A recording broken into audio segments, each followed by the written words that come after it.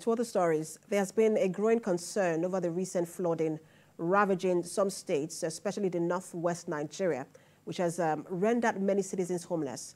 The managing director of the National Hydropower Producing Areas Development Commission, Abubakar Yelwa, is calling on the federal government to declare a state of emergency on flooding. Chinemi has more in this report. Flooding across Nigeria is wreaking havoc, particularly in communities along the plains of the hydroelectric power dams. The National Emergency Management Agency reports that over 200 lives have been lost and more than 38,000 people have been displaced across 26 states.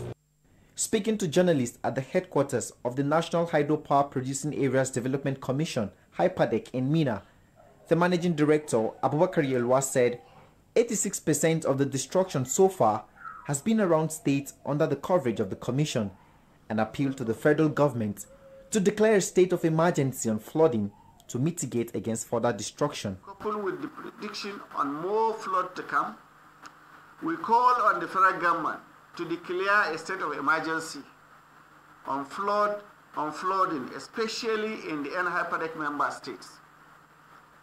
This will reposition relevant agencies and critical stakeholders to not only take proactive measures in containing the devastating effect of the flood, but also remain on the alert to ensure prompt response to possible occurrence in weeks to come.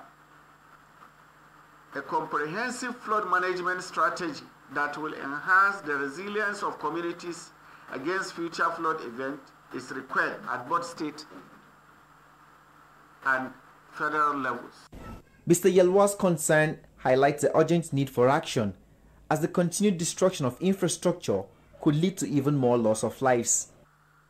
3 major bridges on federal highways have been affected, which include Mayo, Kam, and Jalingo Kari bridges in Taraba State, as well as Manyara Bridge at Sabon Pegi, Kwatachi on New Busa Federal Highway. In Benue State, about 634 communities have been affected by the flood and 30,000 farmlands washed away. With the flooding crisis showing no signs of abating, resettlement appears to be the tenable option to protect lives and property.